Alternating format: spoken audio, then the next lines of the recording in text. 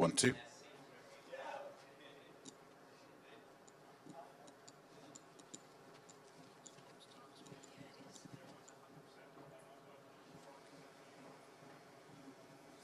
Yeah, thank you. Sorry.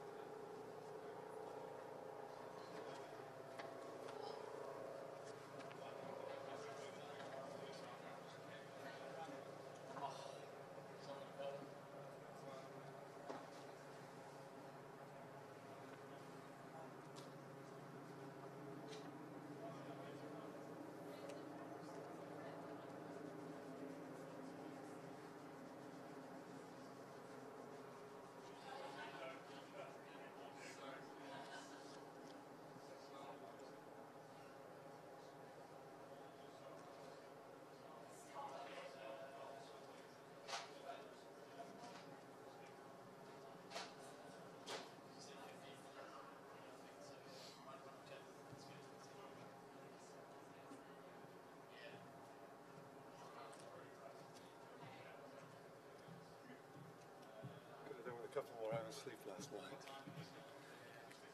Yeah, just seemed to, alarm just seemed to, I set it on for 5. I always wake up before my alarm anyway, maybe I used to that sentence for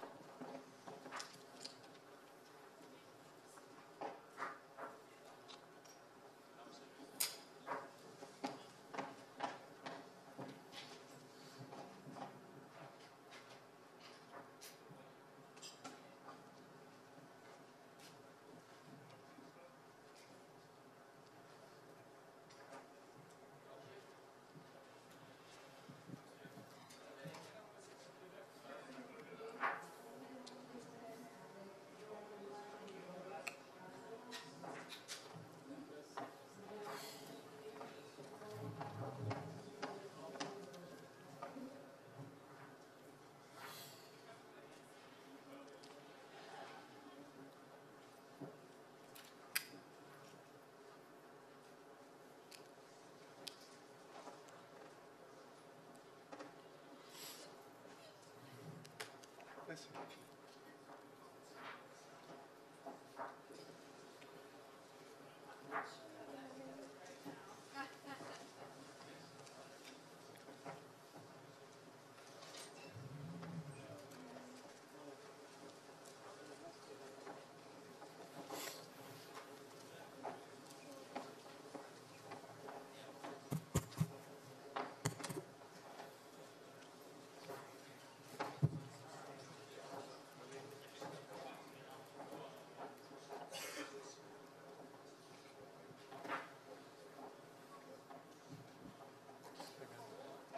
I think I'm the only person in a t-shirt here. I think the heat must rise.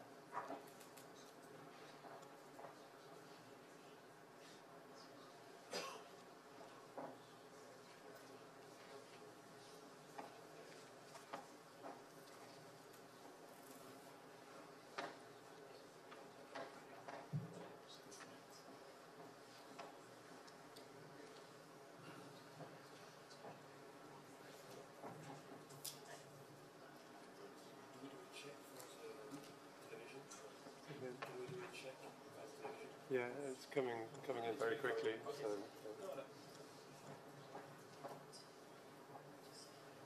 A quick test for the cameras at the back. How's the volume sounding? Okay.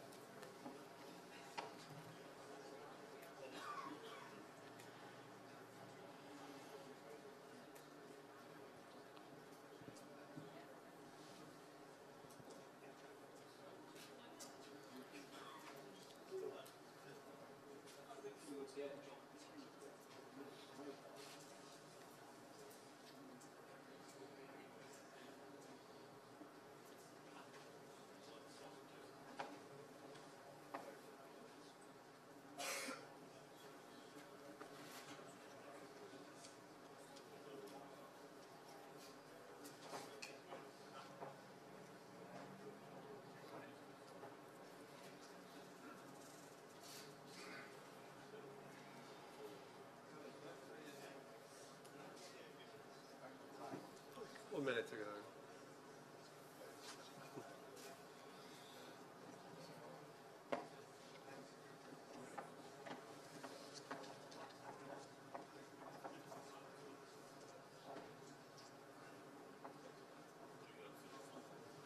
Tom, do you want to just get the door?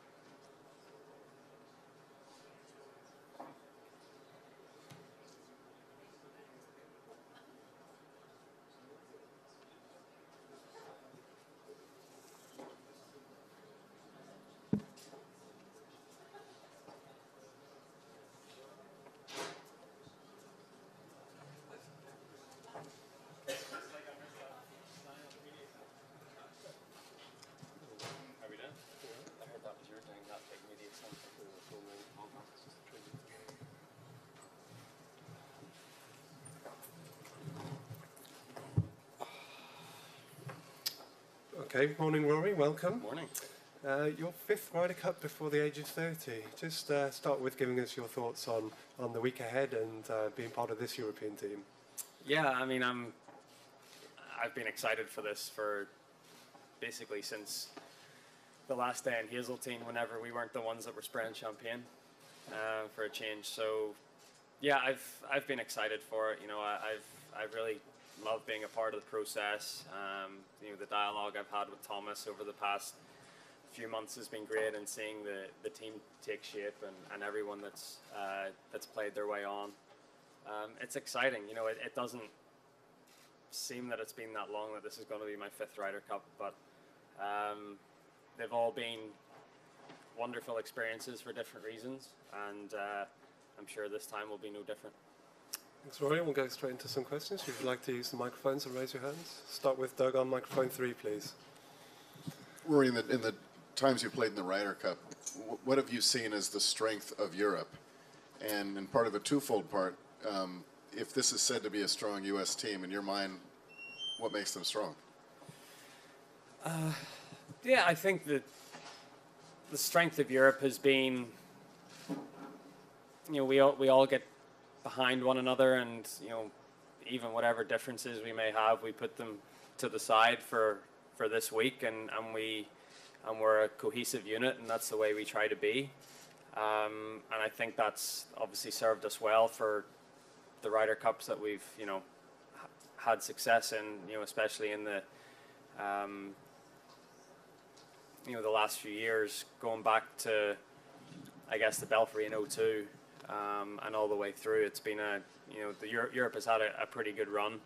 Obviously, there's been a couple losses in there as well, which is to be expected. You're playing, you know, the best players, not just in America, but you know, they're you know, most of the best players in the world. So obviously, you're going to win some and you're going to lose some, and we've won a little more than we've lost the last few years. But as you said, the American team is very strong, and I think again, you know, the dynamic of the American team has become a little more cohesive in the last few years, and I think that's to do with the younger guys coming on board and really embracing the Ryder Cup and making it a very important part of their careers.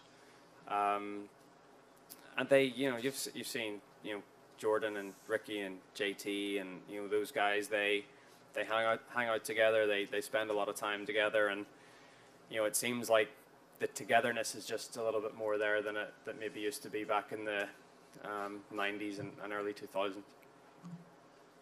Go to Rick on microphone 4, please. Rory, you obviously played in big Sundays before, but I just wonder, was there any element of intimidation on Sunday?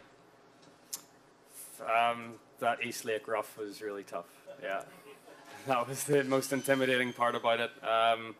Started hitting a few drives left and right early, and you know, I didn't actually have quite a good view from the trees on Sunday. I couldn't really see what was happening too much. Question mic 3 down the front. Hey, Rory. Can you remember your first shot in a Ryder Cup on the first tee, and can you talk about that dynamic, about how different that is, that feeling that goes through your body, and going forward, this is the largest gallery you're going to ever have on a first tee here. What do you make of this setup here? Yeah, good thing it's an easy tee shot. No, Celtic Manor, I guess I didn't, you know, going into my first Ryder Cup, I didn't know what all the fuss was about. You know, I still thought it was, you know, this team event that really doesn't matter in the big scheme of things. And, you know, I was more concerned about individual titles and all that. And once I got onto that first tee on Friday morning, I thought, oh, this is a little different than I expected. I was very nervous. I still get nerves on the first tee no matter what tournament it is. So that's something that, you know, maybe happens to me more than other people. I don't know, but it's nerve-wracking. You know, you try and put your ball on that tee, and you know, it takes you a couple of times to get it to settle on there. And I'm sure Friday morning, if I'm playing, will be no different. It's a huge grandstand. You know, playing a practice round yesterday, there was basically no people in it, and I still got goosebumps looking at it and thinking on Friday this thing's going to be packed. So yeah, I'm excited for that. It's become one of the very special things about the Ryder Cup is that first tee experience on Friday morning. I'm going to microphone 4. Is it Brian? Two things. When you hear that U.S. hasn't won over here 25 years, is that surprising to you? And secondly, what's the challenge, aside from maybe the crowd differences, of playing on the road in the Ryder Cup? Yeah, I mean, it is surprising. 25 years is a pretty long time. I guess that's 12 Ryder Cups. It's tough. I mean, I think playing on the road is increasingly becoming more increasingly difficult with how partisan the crowds are and how the crowds get behind their teams, and that's all a part of it. It's the same thing in any other sport. You have road games that are very difficult.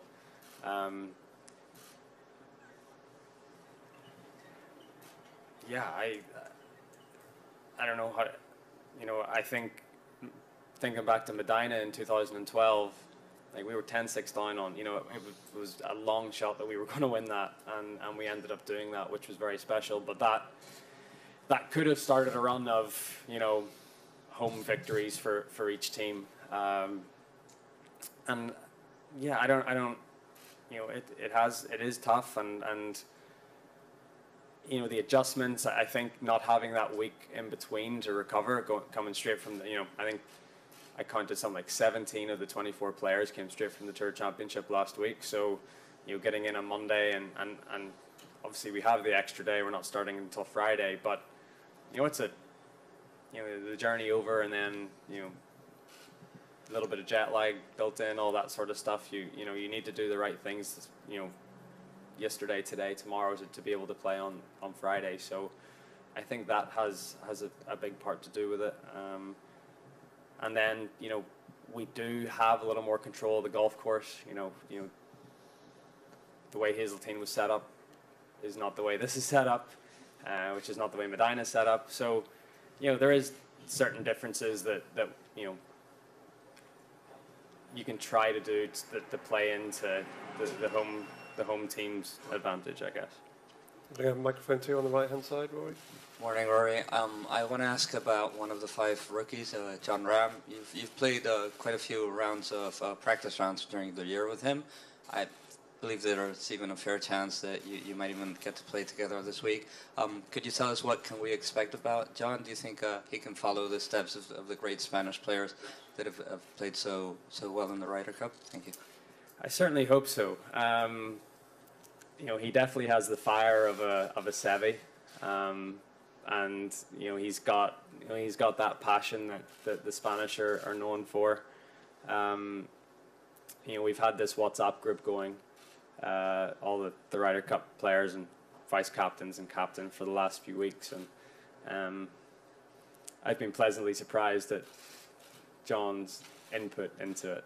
I guess I only met Jon a couple of years ago, but the first time I heard of him was through the college system in the US. He lives in Arizona now. It's and he's obviously very friendly with a lot of the guys on the US team, especially the ones that live over on the West Coast. Tim Mickelson was his college coach, so he's very close to Phil. So to see how much he wants this and how he cares about the Ryder Cup and how proud he is to be European and to be Spanish and to really be a part of this it's been really cool to see. I wasn't quite as vocal in my first Ryder Cup as he's been, but I wasn't as good a player in my first Ryder Cup as he is. So I'm expecting some great things from Jon this week. I played 18 holes with him yesterday. He seems to be playing really well. And if we do play together at some point, that would be something I'd really look forward to. We go question on microphone 1. Rory, is there a general characteristic of a European Ryder Cup course or European Ryder Cup setup that makes it different from what you usually see when it's in the U.S., or does it all feel just completely different every time? Yeah, I think it plays, you get punished if you hit it offline.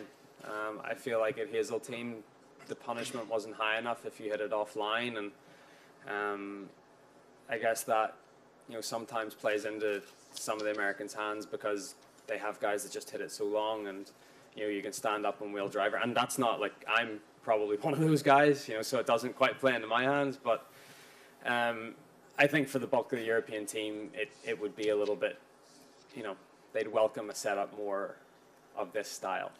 I'm not saying that the American guys can't hit it in the fairway. They're all, some of the best players in the world. But I think just looking at it,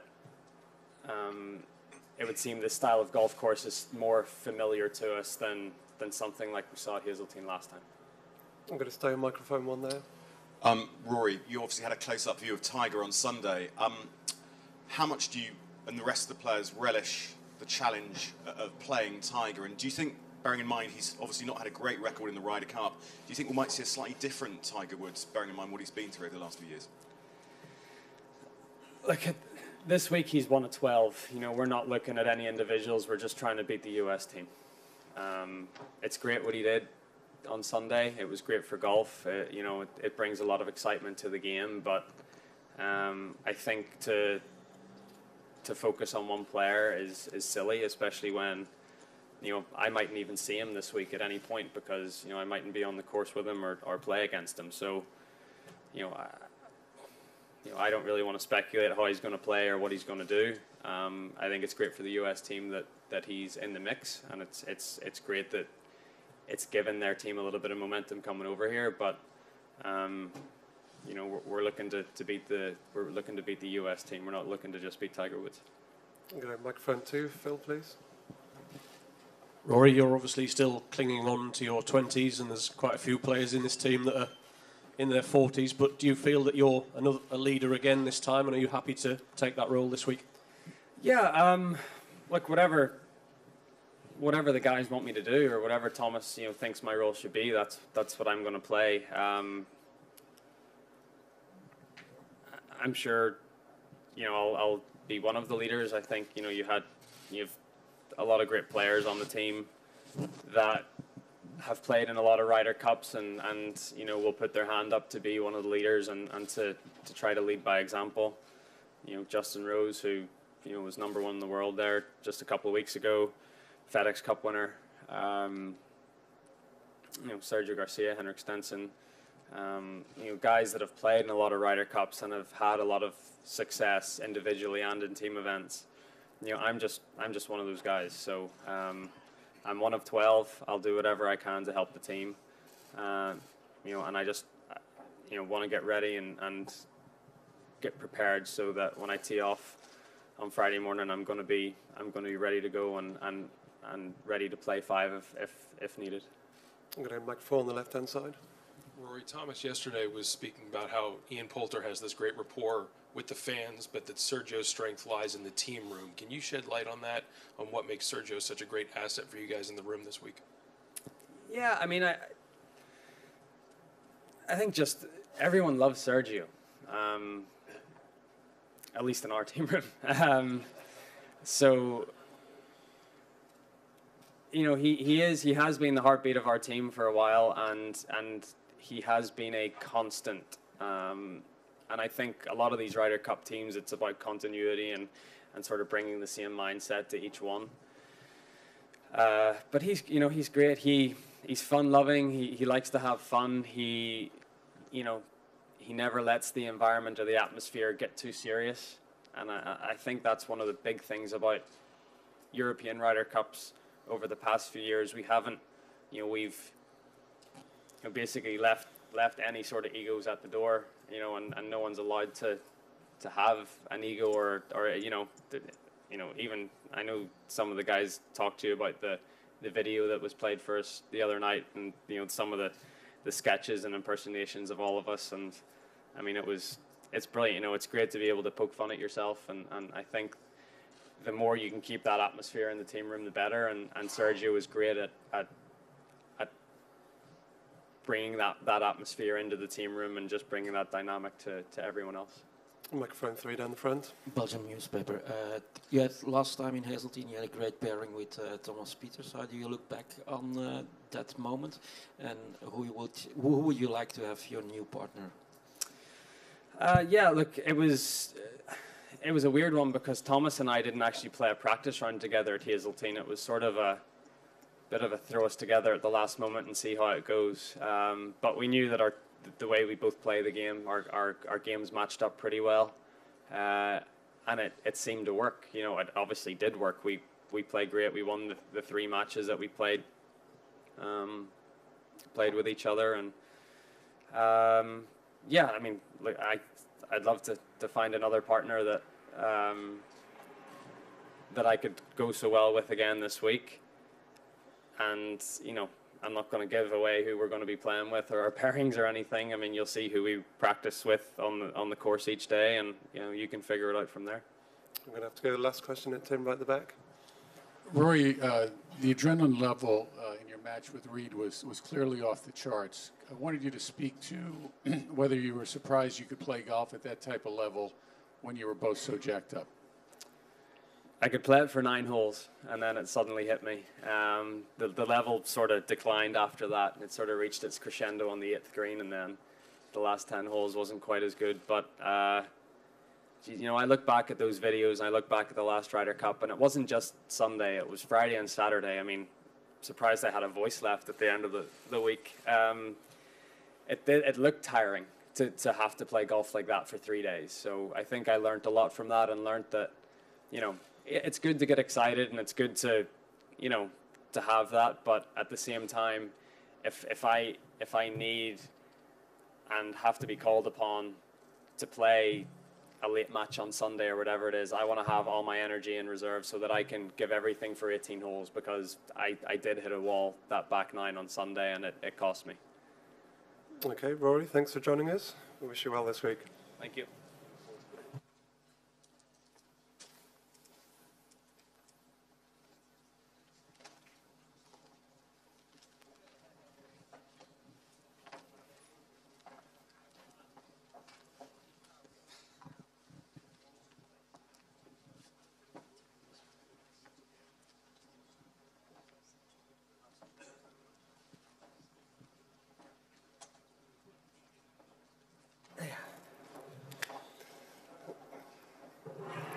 Okay, we'll make a start. Sergio, thanks for joining us. Pleasure. Your 9th Ryder Cup. Just give us your thoughts on the week ahead here in France. Yeah, it's excuse me.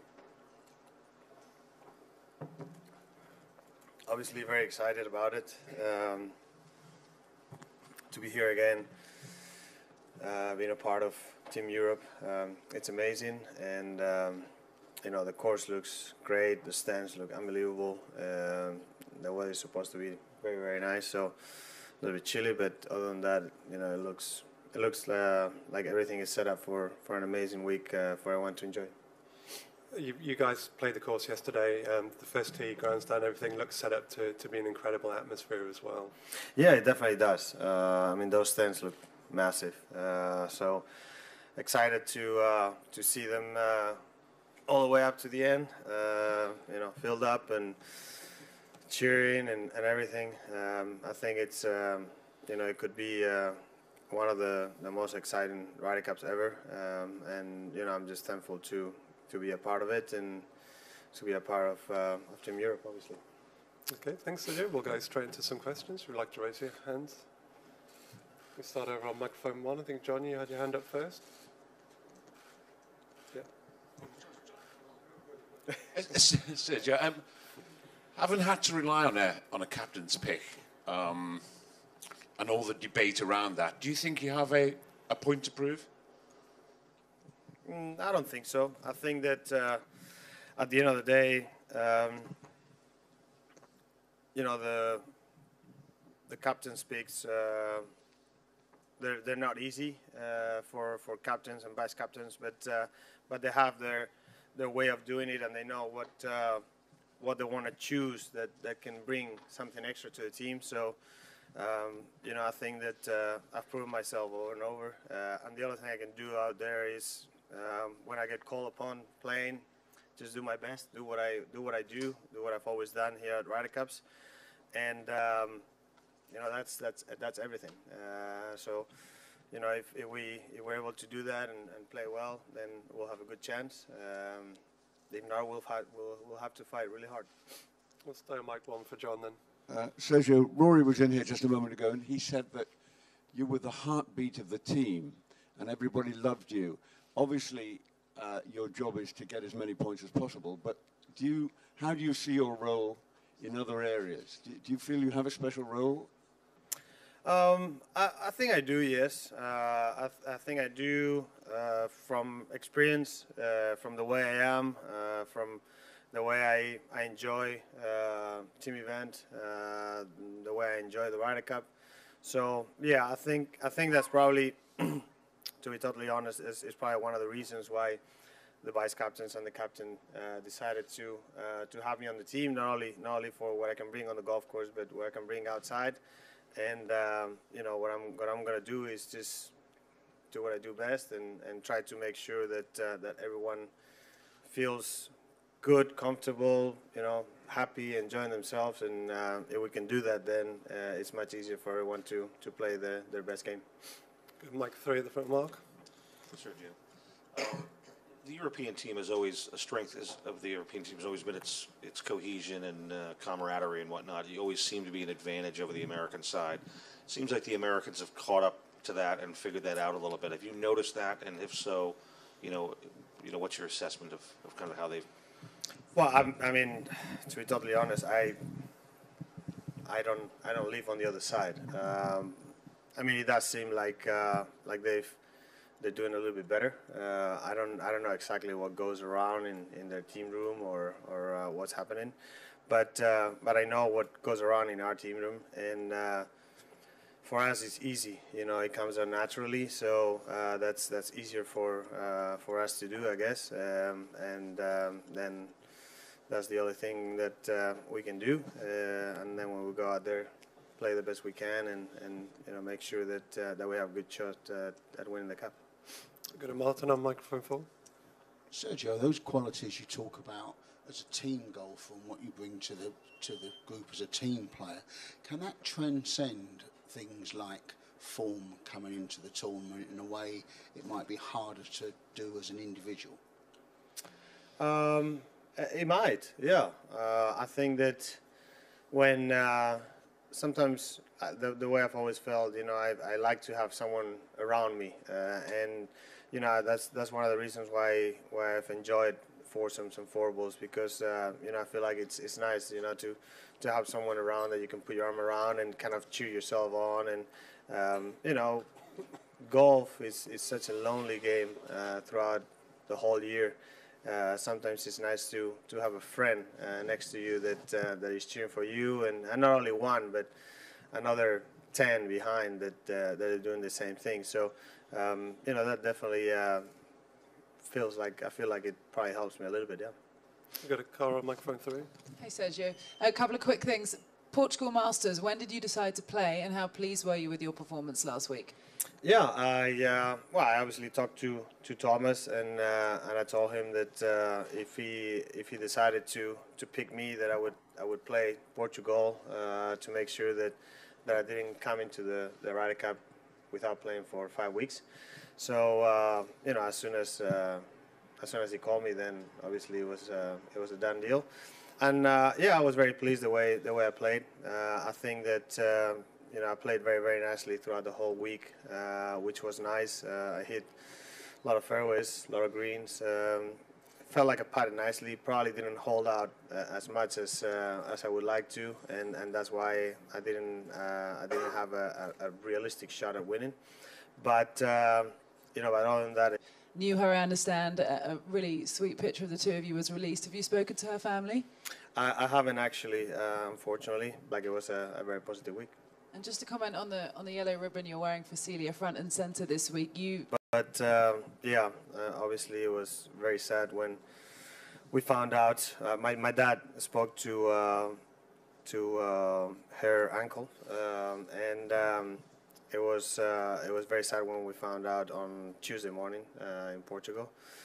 for many reasons. Not only because she was way too young, but she was just too nice of a person, and the way it happened. So unfortunately, these things happen in the world, and nowadays more than ever. It's sad, but I guess the only thing we can do is pay a great tribute to her, and make sure that her family feels proud of us, and I know they feel proud of her. So it's sad, but it unfortunately happened. We've got the microphone one, Ewan. Sergio, just to follow up on that, can you tell us your memories of Celia, and in a similar way to Medina, Sevi became such a symbol that drove the European team on? Do you take an extra strength from wanting to do something for Celia?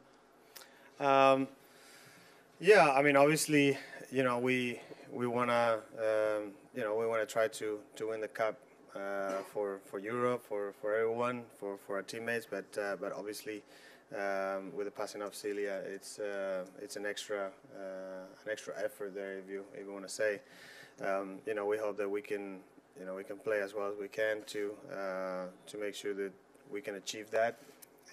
But we're obviously touched by it because it's, like I said earlier, is disappointing to see something happen like that to anyone, but to someone like her even more. And hopefully we can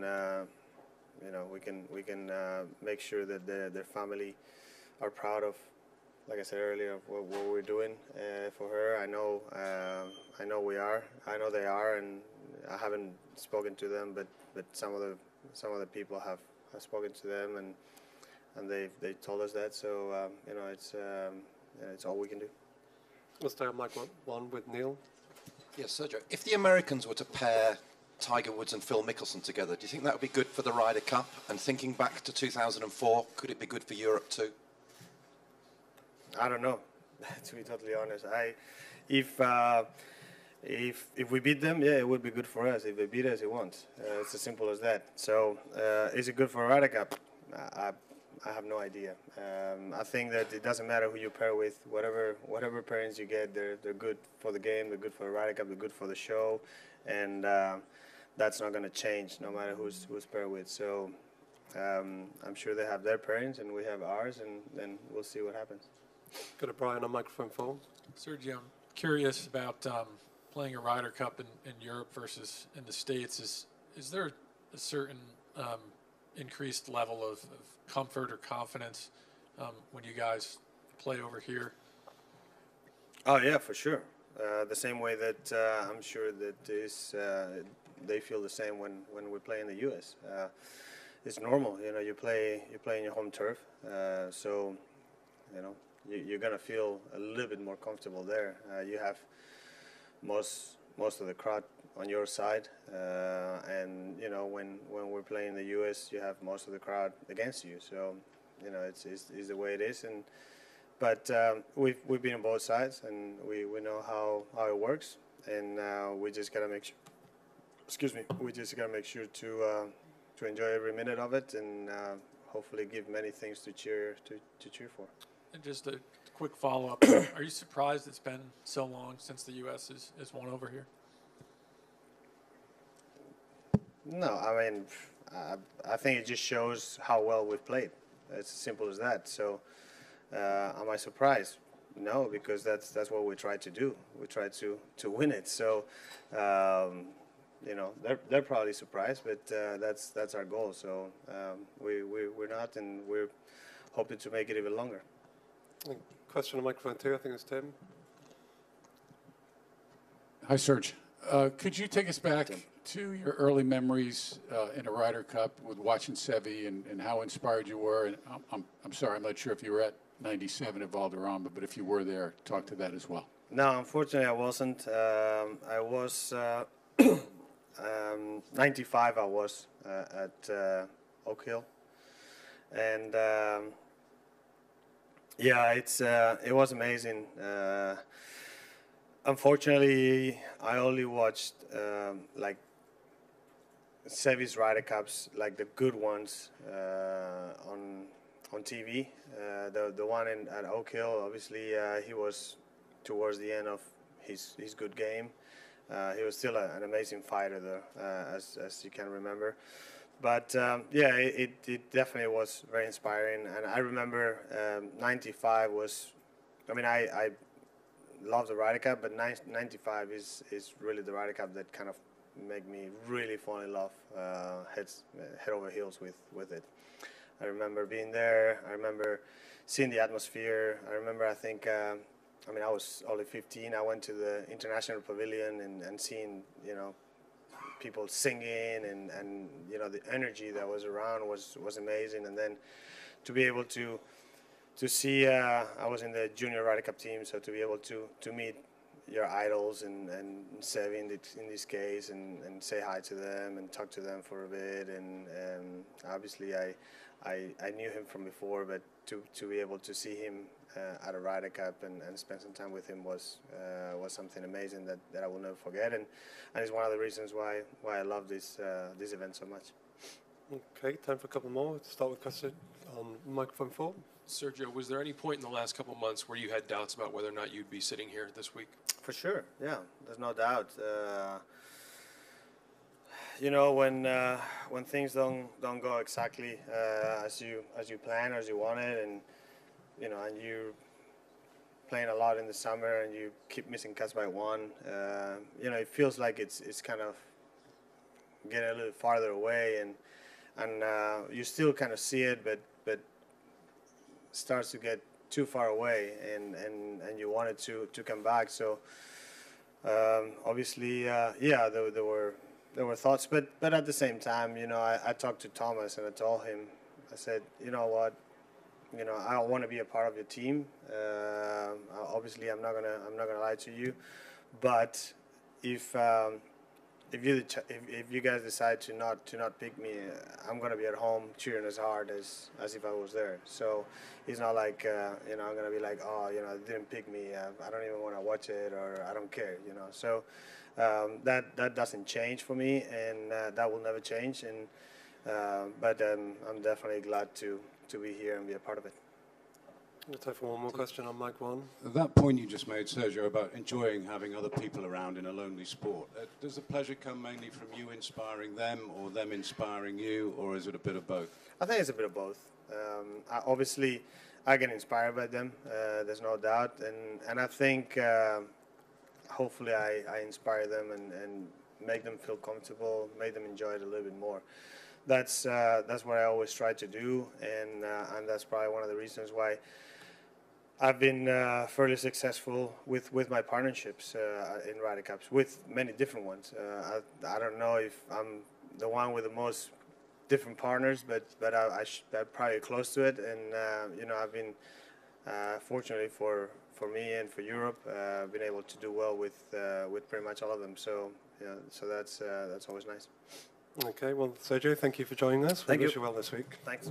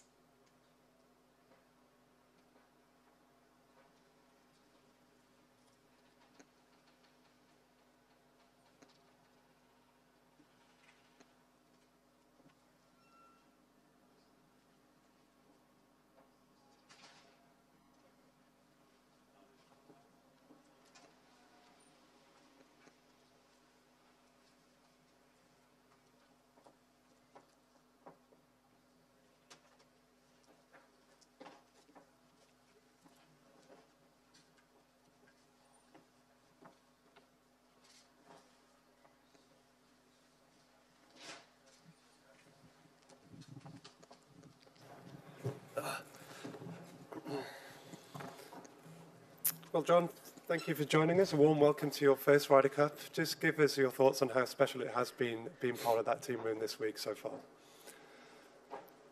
Well, as a rookie, I don't know what the other guys have said. It's hard to explain. It's a lot of emotions running through me right now, but obviously it's an incredible sense of accomplishment just to be here. A great sense of pride and humility at the same time, just because we know how much it takes to be in the situation, and I couldn't be any happier to be sharing this with the teammates that I have, and I'm really happy that a lot of those people that were, let's say, peers in the game of golf, and I didn't get to know very well beforehand. I'm getting to know very well right now, and are becoming really good friends, right? So it's even though I'm still a young adult, I'm still 23. I feel like a little kid again. So it's a great feeling. You've played the last 2 editions of the Open de France here. Just give us your thoughts on the course and how useful an exercise that has been playing in those 2. Well, I think the best thing out of the last 2 years is that I've played the golf course in 2 completely different conditions. I've been able to play both predominant winds on the golf course, so I've seen it both ways. 2 years ago, last year it was rainy, it was cold, it was windy, so the course was playing one way, and then this year was a little warmer. Still windy, but the other way and drier, right? So I was able to play it completely different. So yeah, I can say I've played the course both ways. Still, I mean, magnificent track, magnificent golf course, great design, and it's in as good a shape as a golf course can be. So it's always a great walk when you get to play Golf National. Thank you, Jon. We'll go into some questions. If you'd like to raise your hands, we'll start with Stephen on microphone 2 at the back. Hi, Jon. Thomas Bjorn has said that Sergio Garcia was picked as much for his influence in the team room as on the course. Can you just talk about sort of what he's been like in the team room, and also how exciting would it be to be sort of paired with him in another sort of all-Spanish partnership that's been so frequent in the Ryder Cup over the last few years? Well, I've gotten to know Sergio pretty well outside the Ryder Cup, and I can say he loves the event.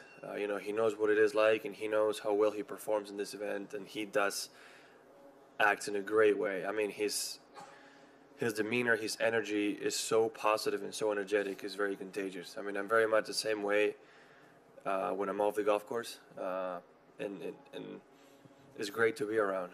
I mean, it's so much fun to be around people like him on an event like this, just because he gets everybody, very, very energetic and very, very much the same way he is, right? So it helps everybody get together and bring everybody together. I mean, he is a special man. He is a great golfer, and this is one of the main reasons why he's here.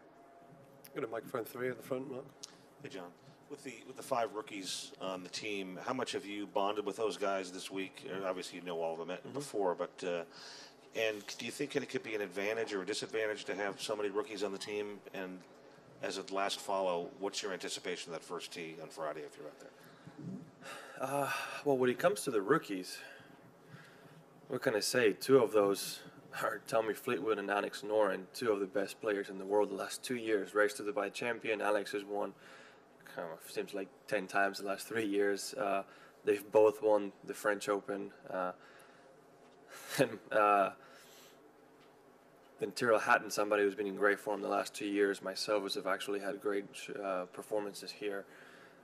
And Torbjörn Olesen, who's won pretty much every year the last few years. So it's, pretty good time to have 5 rookies, I would say. I've gotten to know them pretty well. It's Alex is a little bit quieter. Alex and Torbjörn are both a little bit quieter guys. But once you're in a team room, you can't hide. So it's great to know everybody, how everybody thinks. I've played with Tommy quite a bit the last few years. Played with Tyrrell as well. So it's again, like I said, it's a great feeling to have all these people become friends. It's been really fun. Everybody's been nothing but a complete delight. Is hopefully I can't wait to get the Ryder Cup started, to be honest. And I can't explain what that first tee is going to be like. I mean, the only time I've seen stands this big is in a football stadium.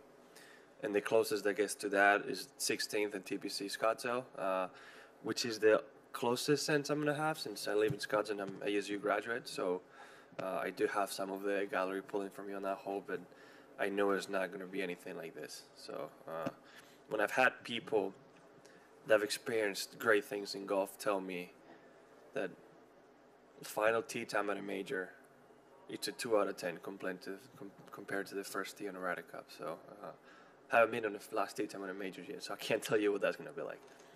I'm going to mic one on the right. John, I know you often listen to rap music in the minutes before you get on the first tee and to get pumped up for it. Will the earphones be in this week, or is there more than enough out there that would just get you up for the occasion? The main reason why I do, so I listen to music when I first putt and right before going to the tee. I do it when I first start putting just so I can get into my own world a little bit, because it's very easy to get caught up in what's going on around you, especially in a week like this, so that's why I do it. And then beforehand, again, pretty much the same reason, right? Right before teeing off, especially in a week like this, it's very easy to get caught up looking at the stands, looking at the people, looking at what's going on, and forget what you're here for in the first place. So that's why I put the headphones on. It kind of helps me get within myself and, you know, be able to get physically and mentally ready for the match. So what's the playlist this week? I've been listening a lot to Eminem's new album. That I can tell you that much. But it usually is pretty standard. I mean, there's about 4 or 5 songs I listen while I'm putting before and after. I always do it right before I get to the putting range, so it all depends on the day. Cara, mic 3 on the left. Hi, John. Rory was just in here saying he was pleasantly surprised at the input you've already had to the team in your rookie year. What kind of things have you been saying to inspire everyone, given the fact that you haven't yet teed it up in a Ryder Cup? I'm just being myself. I don't know if I've said any memorable quotes yet. I can't think of anything. Again, I'm just trying to be myself, you know, and enjoy it as much as possible. You're going to have to ask other players to say what I've said, because I can't remember. Got a better mic 4. Hey, John. Obviously, you're a fiery character and a guy that likes to be emotional out there. Can you run me through the pros and cons of potentially being paired with someone like you in that regard, and someone like Alex or Justin who's a bit more even-keeled? All I can say is that if they're getting paired with me, is because they're very aware of how I am on the golf course, and because they want to play with somebody like that. That's all I can say. I can play with anybody. You know, I've played representing Spain. I've played with many different players, energetic players, calm players, people that are like me, very different like me, and I've had success with all of them. I'm a pretty easygoing person. You know, once we get to the golf course, especially on, you know, 4-ball and foursomes, when you're playing with a partner, it's a little bit different than playing singles. So I think we all act a little bit differently. You know, it's like 2 players becoming one. So it kind of, you know, I think we feed off the best of each other. So it'll help me if I'm playing with somebody like Justin Rose. It'll help me calm down a little bit, and my emotion will help him maybe pump up a little bit, right? So I think it benefits both ways. Got a on mic 3, please. John, what Rory was referring to specifically was your contribution to the WhatsApp group. Could you give us a flavour of the sort of tone you use when you contribute to the WhatsApp group? My contribution to the WhatsApp group? Yeah, that's what he said. That's what he referred to. I think, well, see, we have funny moments. I mean, like yesterday, for example, after the round, after Rory drove it past me 50 yards in pretty much every hole, I was on the physio table after the round and with needles in me, and because of jet lag, I was completely asleep. So Rory decided it was a perfect time to take a picture of my underwear and post it on the chat and say, you know, I couldn't handle him hitting it past me in every single jet drive. So obviously you have to protect yourself and respond to something like that and say whatever comes to mind. In my case, I like sarcastic humor a lot. I think I enjoy it a lot. You know, hopefully I didn't hurt anybody on the team. I guess it's not I think we all understand that at that point. It's just, to be honest, I think we're just trying to everybody make fun of each other. If you think you've gone away so far, you're not going to. You know, everybody's going to get something at some point, and that's what we do. So at first I was a little bit hesitant on what to say. You know, I didn't want to, like I said, I didn't want to piss off anybody. And then once I realized what the tone was going to be, you know, within 30 seconds, here we go, somebody was getting it. I was like, okay, it's pretty much free will to say whatever you want to anybody, which is obviously, it's a great thing because we all have a lot of fun. Can I just ask a follow-up question in terms of team sport and what background you've got in team sport and whether that's something you really enjoy? I love team sports. As much as I love, because we're in an individual sport, as much as I enjoy winning individually, there's not greater feeling than winning as a team. Like I said, I've been in the national team in Spain since I was 14 years old. I grew up playing football and many other team sports. I did team canoeing as well, many different things. So also being in the team in the United States for 4 years, it's great when a team gets together for one same goal, one same purpose, and it gets accomplished. Whether you win or lose as a team, and it's always easier to deal with it whether you win or lose. It's a lot more fun either way. So yeah, I wish we had more team events in golf, but again, if we had more, the Ryder Cup maybe wouldn't be what it is right now, so I'm certainly glad it is what it is. And microphone 2 on the right-hand side. John, you said a few minutes ago, this is a magnificent track. Great design. Oh, you are, sorry. You said this is a magnificent track and a great design. Could you just explain what do you mean by great design? Can you expand on that? Yeah. Well, playing on the PGA Tour a lot of times the game of golf on the PGA Tour is somewhat repetitive, or is say who can hit the longest drive, say who can hit it the highest on the green, to stop it on a very small shelf and very firm, fast greens. And if you miss the green, it's give me the lob wedge, give me the lob wedge, the lob wedge, and the lob wedge again, right? It's all flop shots, see how high you can hit it in every single sense. So every time I come back to Europe and I see all the more traditional golf courses, you come here, and you start on the first few holes. You see number 1, it's a short hole. It's just a layup of a tee. It's arguably the widest fairway of a tee.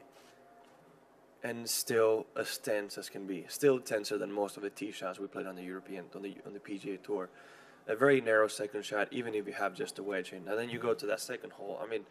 Every single shot you have out here in Golf Nacional is tense. There's not one relaxed moment. It doesn't give you much room for error. You need to think about it. You need to think about what you're doing, the type of shot, the consequences. It's, in my mind, what the game of golf should be like. It's a lot more enjoyable. It's a lot of fun if you play good. It's a fight.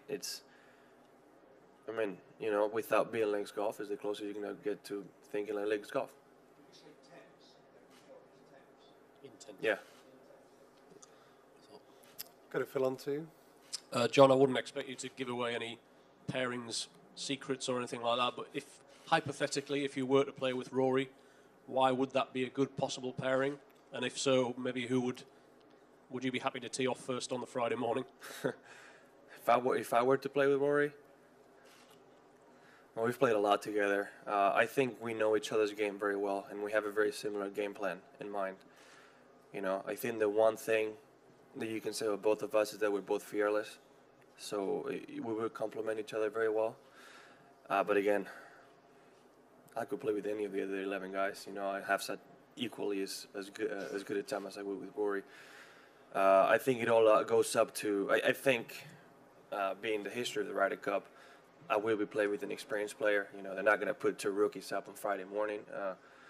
So I will be playing with somebody, either Stenson, Sergio, Rory, Rosie, Poulter, Fran, somebody who knows what's going on and somebody who can most likely keep me under control on that Friday morning, because I feel like I'm going to have electricity coming out of me. It's a little bit, you can imagine I might tee up with somebody who's a little more calm than me, which is not hard to do. But yeah, again, I could play with anybody, but I believe I would play with somebody experienced. Going to go microphone on the far left, Tim. John, is it a dream of yours to play in your first Ryder Cup with Sergio? Do you see yourself gaining confidence and inspiration from him the way he did years ago with Seve? It's always been a dream of mine to share the stage with Sergio. And just because he's been in my shoes, he played the Ryder Cup when he was 18, 19 years old. So he was even younger than I was. And I feel pretty young at this point. I'm the youngest on the team by a couple years. So, I think he understands me as a fellow Spaniard, as both fiery players. I think he understands me more than anybody else. So whether we play together or not, he's going to be able to help me out most out of anybody in the world. So, I'm really looking forward to this week, spending it with him. Time for one more question on microphone 4, please. Hey, John, just to follow up on an earlier point, obviously at the Ryder Cup, rookies tend to fade into the background while the veterans lead. As the youngest player on the team, you're a gregarious fellow. Why have you felt a desire to be so active in some of the discussions and kind of be a leader by default? Well, I haven't made any decisions or anything like that. One of the things Thomas said is be yourself. So I'm taking that as serious as I can, and I'm a very honest, upfront person. I don't lie. So whatever it's in my mind, I'm going to say. That's what he said, so that's what I'm doing. I think this situations work best when everybody says what's in their mind. You avoid confusions. If somebody's going to get upset, you get upset before rather than after the fact. It's the best way to get everything done and everything figured out beforehand. So why not? I'm not a person who lies either way, so I'm not going to change that now. Okay, well, Jon, thank you for joining us. Good luck this week. Thank you, guys.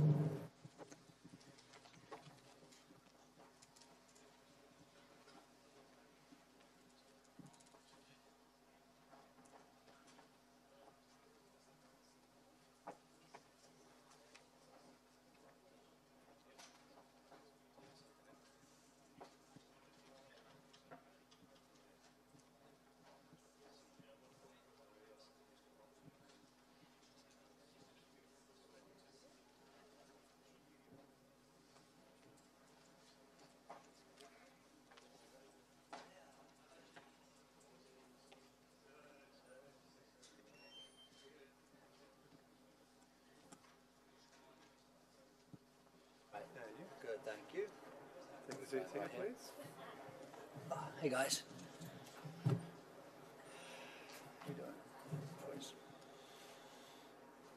Okay, Justin, many thanks for joining us. Ryder Cup is always a very special week, but just give us your thoughts on being part of the European team this week. Yeah, obviously excited once again. This is my 5th Ryder Cup. I'm only my 2nd at home, so it's just exciting to be back playing in front of a home crowd. And obviously Glen Eagles was an amazing amount of fun, and I'm kind of looking forward to that feel. Get the home crowd behind us and playing in front of, like I said, a home crowd. Obviously, we've enjoyed the build-up with the boys. We've had a fun couple of weeks. We've seen a lot of each other on tour. We've all obviously been very busy doing our own things, but in the back of our minds, we've kind of been spending a bit more time with one another, maybe playing the odd practice round, an extra 9 holes here and there together, other than we otherwise would have. So we've all been preparing slowly but surely for this week, and it's now upon us, which is great. On a personal level, a nice little windfall there on Sunday, but how much does that do for your confidence, the summer that you've had in general, just coming into a Ryder Cup? Yeah, it does a lot. I think I've been playing consistently well. Obviously, I think that's what the FedEx Cup ultimately the way I won the FedEx Cup was through my consistency season long. And that obviously does give me confidence coming into this week. And more so specifically, if I boil it down just to having to play that last hole to win, the feelings that I faced there are going to be very similar to the feelings I'm going to face this week in order to try and close out a point and win a point. So there'll be moments I can draw upon that this week when trying to deliver for the Team Europe. Thanks, Justin. We'll go into some questions. Start with Mike Fall and Alistair, please. Yeah, we just had Jon Rahm in here, who seems to be floating about 6 feet off the ground. Is there a danger of being too excited? And how do players like you try and temper that so he gets the job done and he's still pumped up? Well, I think John's 24, is he? It's his first Ryder Cup. He's a passionate player, so I think him being 6 feet above the ground is brilliant because he's already about 6'4", so that'd be pretty intimidating if he's flying high. So I'd encourage him just to keep feeling that way, keep going, keep riding the emotions, and use it as inspiration. And I think feed off it. I think for me, knowing a bit more what to expect and the length of the week, obviously, just to trying to build into the week is important for me personally. And just grow into the week. I think it's only going to get bigger and bigger. I think obviously the crowds yesterday were, fairly small out here when we played, but that was a good day to play 18 holes. And I think obviously the team have now a lot of the hard work under our belt, and we can now ease into the week and just start to build on the energy that's going to just ramp up for sure. Got a microphone too at the back right. What have your experiences been of Ryder Cup crowds, and do you hope that it's going to be a benefit being here in front of the home crowd this week and perhaps put the Americans off a little bit? Well, I definitely hope it's a benefit. I think obviously 3 out of my 4 experiences have been being played away, and I play a lot of my golf in America, so I feel that I never get terrible kind of like I never experience any negative treatment by the US crowd, which is great. But I think it's a very intense environment to be playing away from home, and I think the one thing the Ryder Cup does is attract a sports crowd, not necessarily a golfing crowd. And that's going to be the really interesting thing this week. I don't know what to say, but the demographic of the crowd. Whereas I think Scotland, for example, Glen Eagles, very much a purist golf crowd, very knowledgeable golf crowd, very respectful golf crowd. And obviously, I would say here in Paris, I don't know, I heard 40% of the crowd are French, and maybe 25% English, and the rest is a mix. So it'll be interesting to see the dynamic out there in terms of how that feels for us. And I would welcome an atmosphere that's more of a sports crowd and a bit more raucous, and a bit more as we face it in America. I think that would be fantastic to play in front of, and it'd be a lot of fun. Got a microphone through front left. Hey, Justin. With your 5 rookies on the side, obviously all of these guys have had great accomplishments individually. What's your advice to them this week as rookies? And can it be an advantage or a disadvantage to have that many guys who have not done this before? Well, I think it was a disadvantage in 2016 for us, but I think that's a big deal, being a rookie playing away from home versus being a rookie playing at home. So I'm thinking that our rookies this year are much less rookies by nature. World-class players. Obviously, John's been up at the top 2 or 3 in the world rankings. Obviously, Tommy Fleetwood's competing in major championships. Alex Noren wins very regularly and won here earlier this year. Tyrrell, again, tenacious player. I think will relish it. And who am I missing? Oh, Torbjorn, of course, yeah, who's obviously shown his mettle, to qualify for the team. And I've been in that situation. I think for the 2008 team, I was traveling and playing a couple of extra events on the European Tour to get in, and it's not easy. So anyone who qualifies that way, I think, has already proved to themselves that they're ready for it. But yeah, I think we have a nice mix, a really, really nice mix. And I think some rookies can be inspirational. They can just really relish it and put points on the board. And once they get a taste for putting points on the board, they're as dangerous as anybody out there. I mean, we've obviously seen, there's many wonderful players who don't have great Ryder Cup records. So I think it's important to not place too much importance on stature. 18-hole match play is what it is. It's 18-hole match play. Anybody can win. That's why the Dell Match Play Championship changed its format, because the number 1 seed kept getting knocked out in the first couple rounds and the sponsors didn't like it. So, at the end of the day, it's reputations don't mean a great deal here. It's the players who find the inspiration on the day. Got it, Rick, on mic 4 at the back. Just a lot of the Americans were sort of celebrating with Tiger on Sunday. There's a whole Tiger Mania thing going on. Just wonder whether you sort of actually getting the FedEx, does that sort of have a galvanizing effect, do you think, for the European team? I mean, is there some sort of psychological boost that the team can take from that? Yeah, the team have had fun. They apparently all the drinks are on my tab this week, and all that type of stuff. But we've all been having fun with it, so I guess there is that element. But I really think I've tried to curb the FedEx Cup. For me, it finished on the plane over. I enjoyed the plane ride over, but once I landed in Paris, I was one of 12 guys. So I didn't want it to carry over into this week. This week's about another job to do. I was happy for Tiger too last week. I think the golf world was. He's had an immense struggle the last few years, and I think it's brilliant to see him back. And I think it's good for our sport. So, I was one of the guys celebrating with him, even though I was obviously in contention. I wanted to be doing a better job myself on that Sunday. But, my Sunday turned into another type of challenge, and one that I was able to overcome just about. And that was exciting for me. But like I said, I think for me now, that's sort of, I can shelve that for another week or so. Maybe I'll certainly enjoy it. It's a kind of an achievement season long that you really want to enjoy. But I'd like to maybe start that party on Sunday night and here for the right reasons because of this week. I'm going to have a microphone 2 at the far back. Justin, can you talk about how your role in the team room's changed over the years, and do you enjoy potentially being the team leader going into this Ryder Cup? I think it's. I haven't tried to be anything that I'm not. I think I'm just trying to be. If I feel like I want to say something, I'll say something, and if I don't feel the need to say something, I think that it's really important to be who I am, and that's going to be the guy that's hopefully going to deliver some points. That's what talks the most is earning points, leading by example rather than talk. So and that's what Thomas has encouraged me to do. He's just encouraged me to be myself, and that's why he's been such a fantastic captain so far. Is that even in the year leading up to this point, he just put a lot of trust in me to be ready for September. He didn't put pressure on me to play in Paris in June if it didn't suit my schedule. He didn't put pressure on me to do anything that wasn't right for me personally, and therefore trusted all of my decision making to get here and be ready to play and ready to earn points. So, and that extends to the week and to the team room. Just be natural and be yourself. So. Sure, my confidence through the years has probably grown. I've been able to play well in Ryder Cups, and if I can share experiences that are going to be helpful and meaningful to other players, of course I'm going to do that. But I'm not going to try and be anything that I'm not. Let's take mic 2 with John, please. Justin, you spoke at Hazeltine about the course and the setup. What is it? How does this course suit your eye, and what are your thoughts about this? Yeah, it's a really good setup. It's a very fair setup, and it's a very challenging setup, especially with the wind direction that we played yesterday. There's a lot of tee shots with the wind blowing left to right, which is hard to fit into the fairways. The fairways are fairly narrow, which is in stark contrast to how Hazeltine was set up.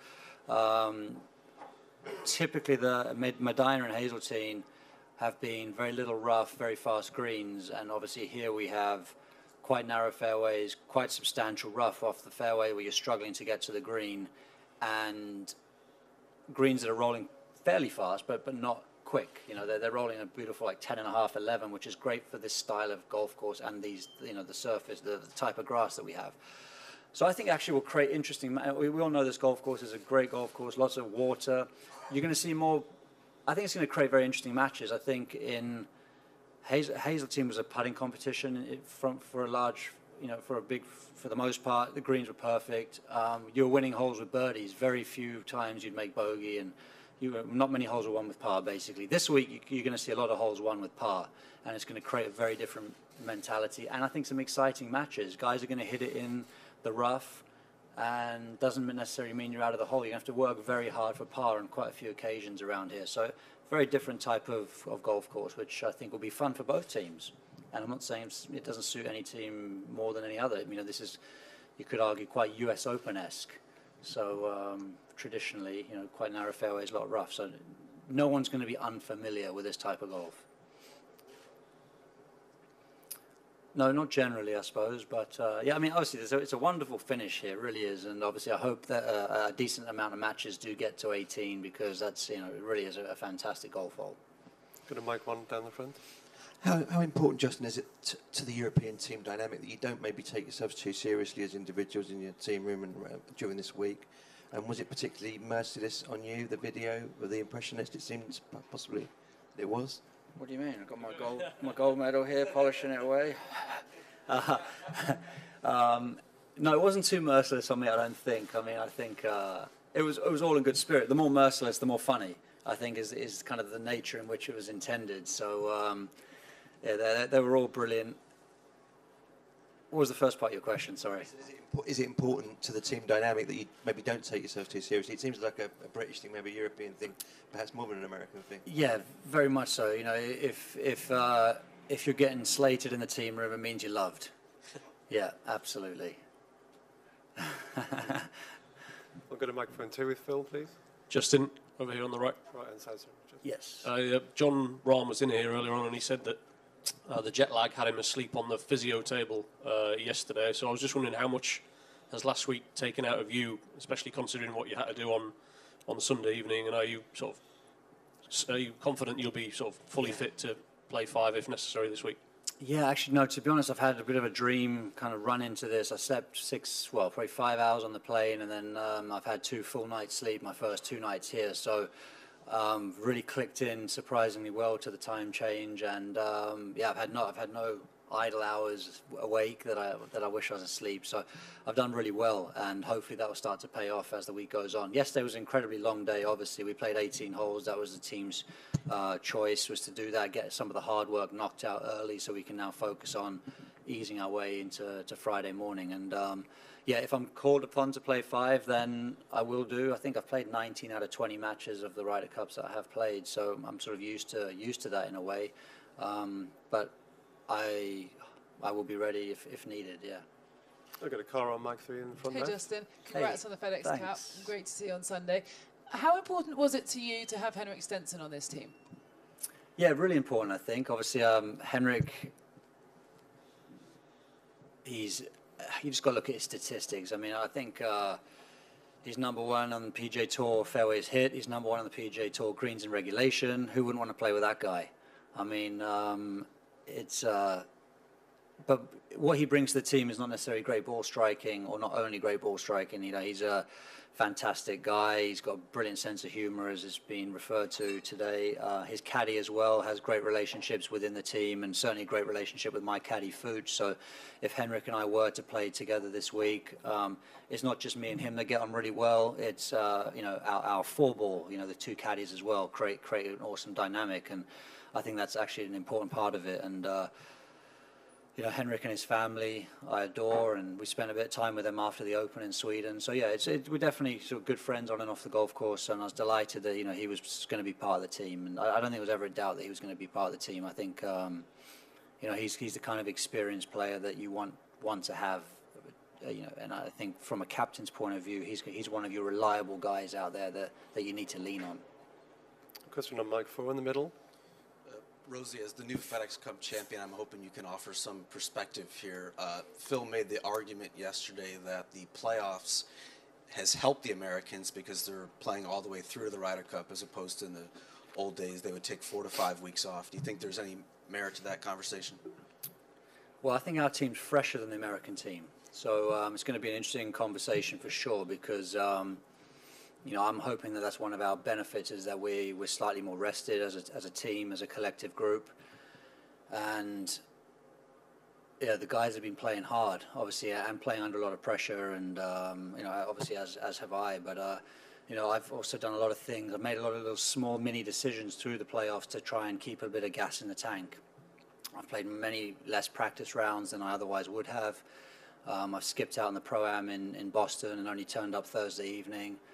So there's been a lot of conscious decisions my end to try and get through this week. And you know, the guys that have been playing over here in Europe have played a lot less golf. And then some of the other guys on the team, some of the more experienced guys, haven't played all of the FedEx Cup playoffs. Henrik took a couple off, and so I really feel like we're more rested. So you know, it's interesting. So they might feel like they're playing their way in, and our guys are going to have a bit of gas in the tank. So we'll have to evaluate it on Sunday, but I'm hoping our strategy is going to be the one that pays off in the long run. Time for a couple more. Go microphone 2 at the far back. Justin, you've obviously played in all sorts of high-pressure situations as an individual. Is the Ryder Cup still a unique test of character as far as you're concerned? Can you explain what that test of character is? Yeah, it's. I think no matter how many times it's once every 2 years. So you never get comfortable with it. I don't think you can ever really walk onto that first tee Friday and go, yeah, this feels good, or this feels normal. Of course, it feels good. You feel alive, and I think you know, Jose Miralathabel gave us a little memento one year, and it says, "All men die, but not all men live." And I think what he meant by that is feeling that adrenaline, feeling that, whatever you want to call it, but feeling that emotion, I think, is what it's all about. And I think there's no more intense session than the first morning on Friday. That's what everything is, a crescendo there. And then I think from Friday morning onwards, you kind of build into the week, and then you start to get comfortable. Friday afternoon, you're into it. Saturday morning, it's intense again, but you've done it before, the day before, so you start to build into the week. But no doubt that peak on Friday morning is something that you anticipate and you're never quite comfortable with, but that's the beauty of it. And I think especially this year, the scenes around that first tee could be absolutely amazing. I mean, it's the most incredible first tee shot I've ever seen, for sure. And this year it's a long iron. You know, normally you tee up the driver and just hope for the best, but now you might have to hit a good old 3-iron down there. Could be interesting. I'll take the last question from Tim on microphone 3. Rosie, could you take us back to that pivotal putt you made at Medina in that comeback, the putt itself, Mickelson's reaction to it, and whether you feel like that was your greatest moment as a Ryder Cupper? Yeah, I think that has to be my greatest moment as a Ryder Cupper, and I think the momentum in which it created for the team, you're not quite aware of when you're completing your match. But I think it happened at a time where people watching at home suddenly started to believe that we could do this, and the comeback was on. So from that point of view, it's been, the story has been told to me many times. But I just remember I had a putt from about 10 feet to stay 1 down with 2 to play, and I made that to give myself half a chance. And I remember walking onto the 17th tee and just forcing myself to stay aggressive, because in the back of your mind, you'd be like, okay, let's just get a half out of this match. But I knew that the job was to deliver a point. We needed to have a historic comeback and a monumental comeback. So to force myself to stay aggressive was my goal.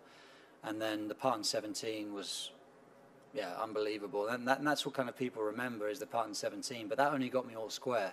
So my funny reaction of kind of waddling up there and not really going crazy.